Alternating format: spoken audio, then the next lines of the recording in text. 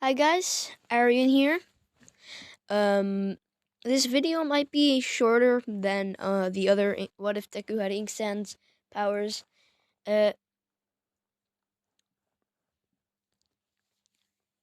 anyways,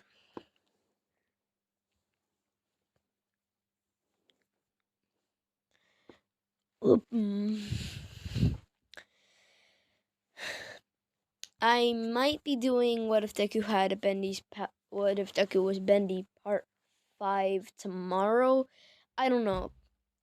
It depends what I feel like. This is just what I do whenever I upload new videos. I just go with my gut and do what I want to do, or else I just yeah. So yeah,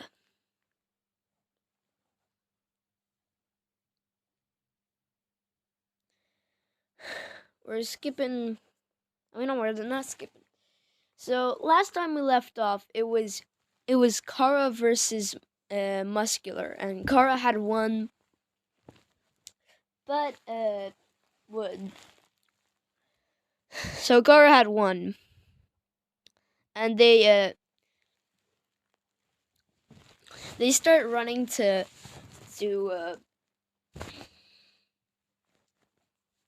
start running to see if all the others are okay. And Izuku, so now we cut back to Izuku, since the last part was mostly about Kara. This time it'll be more about Izuku. Also, if you're watching this, like if you're watching part 6 right now, and you better go watch all the other parts, because or else it won't make sense. Also, if you are like if you watched the original part and just skipped over this part, you should watch all the other parts before this, so it will all make sense. That's the logical thing to do, but some people don't understand that, so I might as well just point that out.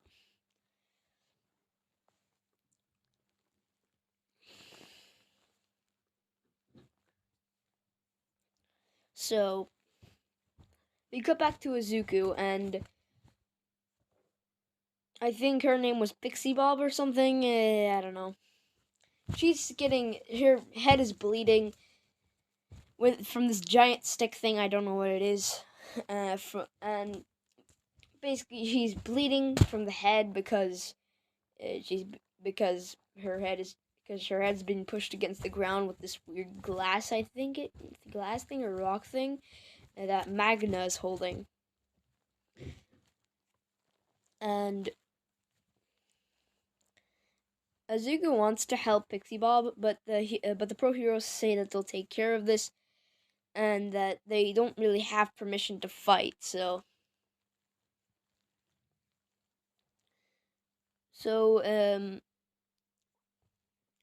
Zuko, who is also with Uraraka and Tsuyu, decide to decide to leave into the woods to see if the others are okay. Well, actually, no. They try to get back to camp, but on their way there, they get ambushed by Toga, who is um who is able. She's able to stab Azuku right in the arm by throwing one of her knives, and is also able to stab Uraraka and pin her down, and start using the machine to suck out to suck out her blood. However, Izuku saves Uraraka with a bunch of gaster blasters, and Toga runs back off into the shadows. And Aizawa is fighting the clone Dabi right outside of the door, because this is when whatever her name was, the red cat girl, uses her telepathy quirk to tell everyone that villains are here. Uh, so yeah. Um, Aizawa asks if they've seen Kara, since he knows where most of the class. He knows that most of the class is inside, and he knows that the other students are near Pixie Bob and Tigra, I think his name was, and whatever that red cat lady's name was. And um, I Azuku and Uraraka and Tsuyu say they don't know, and they saw him run over to the cliff over there. So Aizawa runs over there, and then he's able to find Kara and tries to get him back to the base. And also during their fight, Kara's during the fight with Muscular, he learned that he would also he's also trying to they're trying to kidnap Bakugo, but they're also trying to kidnap Izuku for his unusual but yet powerful quirk. So Aizawa makes it his top priority to protect Bakugo and Izuku, since they're the main ones that the villains are after. And Dobby starts spreading a forest fire to try and trap the students who were near Pixie Bob and Tigra and Red Girl. Just gonna call her Red Girl, I guess. And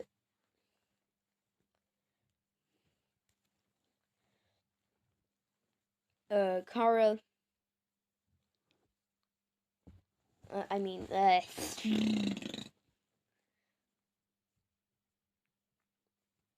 they are trying to catch. They realize that Bakugo and Tokoyami and Shoji are completely gone.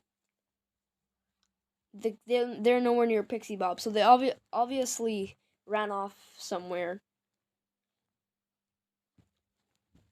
So Izuku and Kara decide to try and find them against Aizawa's against even though Aizawa told them not to, because then Izuku could get captured. But they decided to do it anyway. And not only do they find not only do they find Shoji, but they find Tokoyami, but he doesn't look too good. I mean, he's crying in pain, and he's basically been held against his will, being taken over by his own quirk, which is now this giant bird Godzilla monster. Well, not Godzilla, but just giant bird monster kaiju. And they could hear Tokoyami's screams of agony, and that's actually kind of horrifying. So they start running, and Izuku gets everyone to ride on Gaster Blasters so then they can escape faster. And Izuku keeps summoning more and more Gaster Blasters to hold back the monster. And he realizes that the monster's getting weaker, like slightly weaker every time he fires a Gaster Blaster at it. And because the Gaster Blasters, produce a bright laser beam,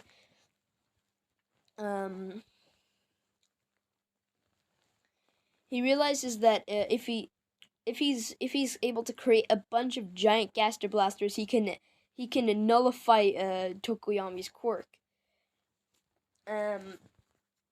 And so he does just that, but it takes a lot of his stamina to do so. So he's pretty tired afterwards.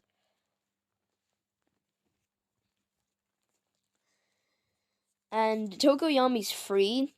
He is hurt a little bit by the Gaster Blasters, but he's technically just fine. Just a bit of bruises and scars, well, scratches and bruises, basically. And then they find moonfish. They find moonfish and also Bakugo and Todoroki, as they're trying to defend themselves from moonfish's blade teeth. And Izuku starts Azuku jumps into the air and starts firing gaster blasters and dodging all the blade teeth, and also spreading red red ink everywhere, like his combustible ink, to then explode all the teeth.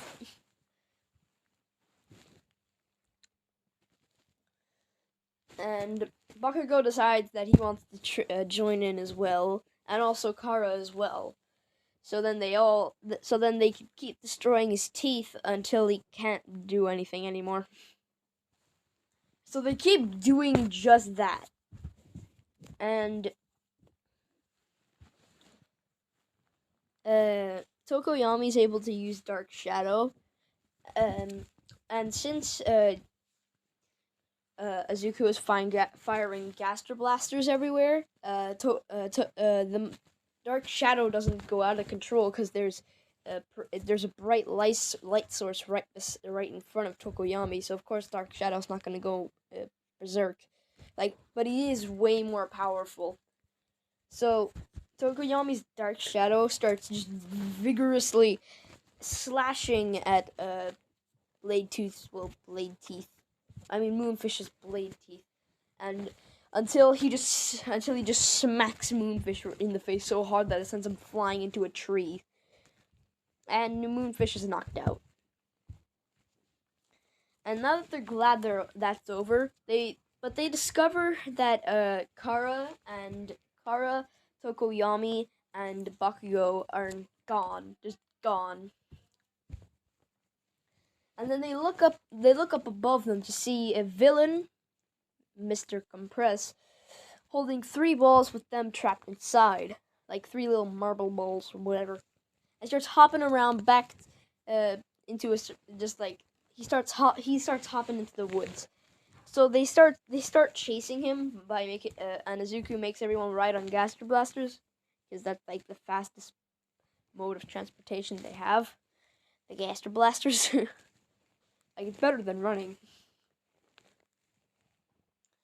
And Izuku tries to reach Mr. Compress with gaster blasters and bones and combustible ink and string ink, but nothing works because he's just too dodgy. He can dodge everything. When they and then below them they see Uraraka and Tsuyu. So Izuku gets an idea. Wait, give me a second. But anyway. Hello. Oh yeah, my sister's here. So Izuku arranges a plan.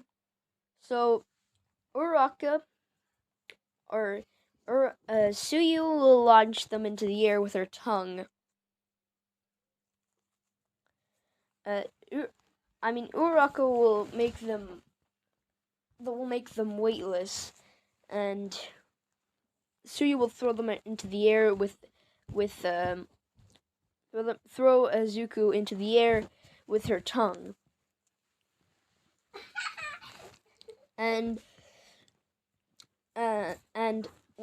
since Izuku wasn't able to get close enough to Mr. Compress to summon blue bones right in front of him, or at least do something that can stop him, like combustible ink or string ink. So, Izuku did use blue bones before to slow down his momentum, but he was just able to dodge the blue bones, and they didn't really do much. So of course, Izuku needed to get closer if he wanted to defeat Mr. Compress. So, just get into them. Don't. Why? Just leave the door open. Okay,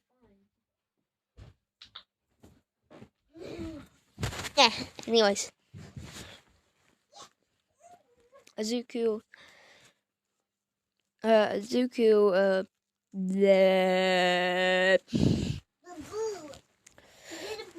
Izuku was able to splat some string ink onto Mr. Compress, and the string ink, of course, turns into string, and is able to stop Mr. Compress and make him drop the marbles.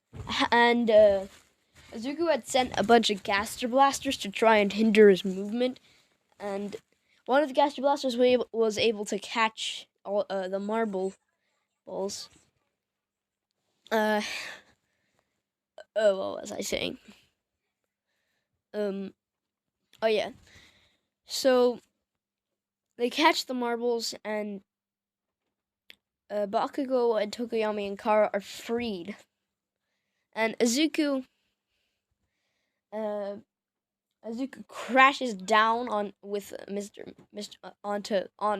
Compress, and Mr. Compress is now completely unconscious because he got slammed on the floor with a teenager on his back. Right into the middle of the enemies. Or maybe no, Bakugo and Bakugo. Actually, no. Since Mr. Compress has been knocked out, the marbles or balls that he was holding, Bakugo and Tokoyami and Kara are now freed.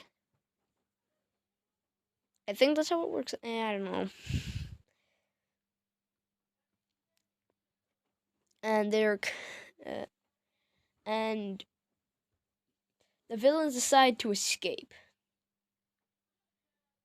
Or maybe no, maybe the marbles. Or maybe okay, actually, no. Okay, so instead of the Gaster Blaster catching the marbles, it caught fake marbles. Just fake ones.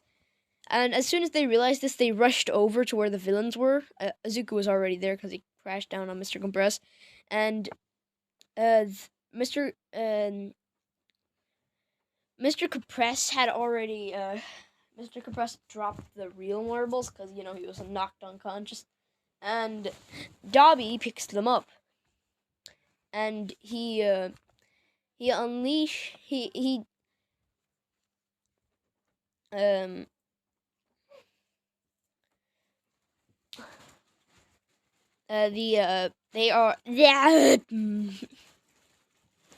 they release Bakugo and pull him into the portal, and also Tokoyami and Kara too. So now there's three students have gone missing, and that's where I'm gonna leave this part off for today. I hope you guys enjoyed. Sorry I'm uploading this late, but I usually upload late on Mondays anyway. It's mostly just life stuff and having a life other than YouTube. Bye. So yeah, I would basically upload every hour if I didn't have a life other than YouTube. But anyways, I'll see you guys next time. Bye.